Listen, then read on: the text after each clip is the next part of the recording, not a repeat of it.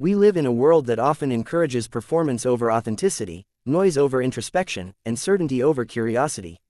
In such a world, it becomes painfully easy to build a life that looks right on the outside, yet feels hollow within.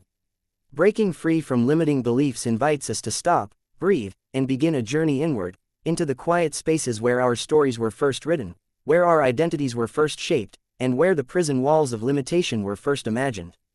At the heart of this book lies a gentle but firm truth.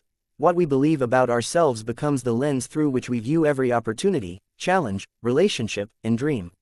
If those beliefs are grounded in fear, shame, scarcity, or unworthiness, then even the most promising road can look like a dead end. But if we dare to challenge those beliefs, if we learn to see ourselves with clarity, compassion, and courage, then life opens up in ways we never thought possible. The author begins by walking us back to childhood, to the earliest moments when our minds began absorbing the messages around us.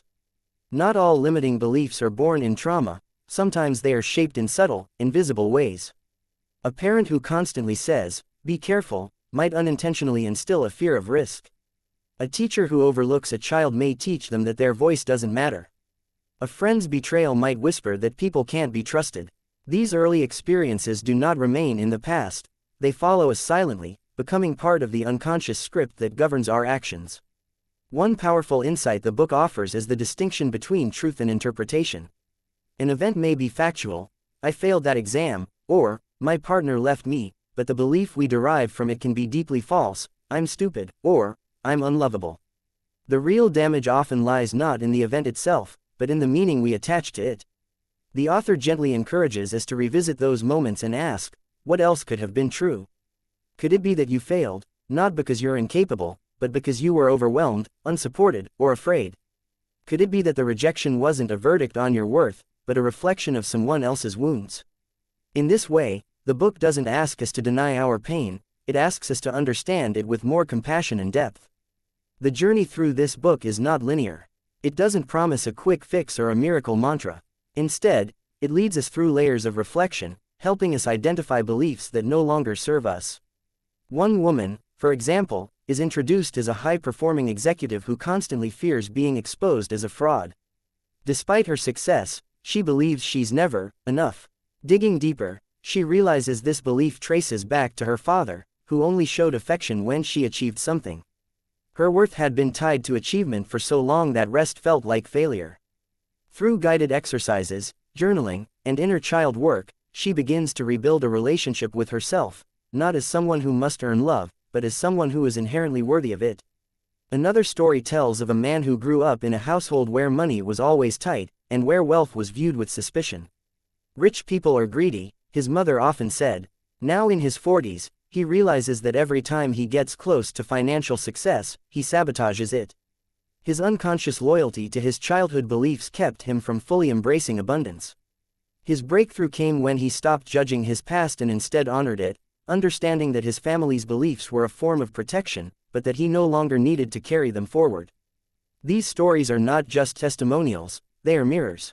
They show us how our beliefs are often inherited, not chosen, how we repeat patterns not because we want to, but because we haven't yet understood why we do. The book emphasizes that awareness is the first step to freedom. Until we become conscious of the beliefs that drive us, we cannot choose differently. But once we see them, we can question them. We can hold them up to the light and ask, is this belief empowering me or imprisoning me? But awareness alone is not enough. The author beautifully explains that transformation requires compassionate action. Just as we've repeated a belief thousands of times to make it feel true, we must now repeat new truths until they become embodied. Affirmations are not magic words, they are reminders to the subconscious that we are writing a new story. The book provides practices for this, such as writing letters to your younger self, reframing past events through a lens of growth, and even dialoguing with the belief itself. "Dear fear of failure," one reader writes, "I know you've been trying to protect me. But I no longer need you to run the show." A key message in the book is that limiting beliefs often feel familiar, even comfortable, and that letting them go can feel like a death of identity. Who am I if I'm no longer the victim? Who am I if I no longer believe I'm not enough? Who will I be without this narrative of struggle? The author holds space for this fear and explains that what we're letting go of is not ourselves, but the mask we've worn to survive. Underneath the limiting belief is not a void, it's our truest self, waiting to be remembered. In perhaps one of the most tender sections, the author writes about self-forgiveness. Often, we are angry with ourselves not just for believing these lies, but for how those beliefs shaped our choices. We may have stayed too long in toxic relationships, passed up opportunities, or hurt others because we were operating from fear. But the book teaches us that we did the best we could with the awareness we had. Growth is not about blame, it is about responsibility, renewal, and grace.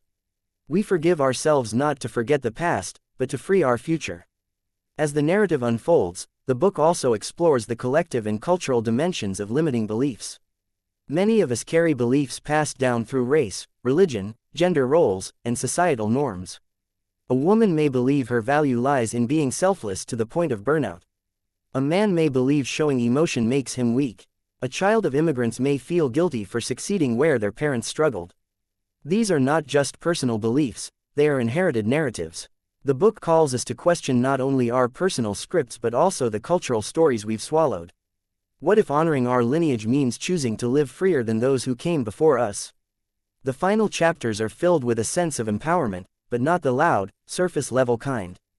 This is not about declaring, "I am limitless," without doing the inner work. Rather, it's about choosing every day to live from a place of possibility instead of fear. It's about catching ourselves when old beliefs resurface and gently choosing a new response.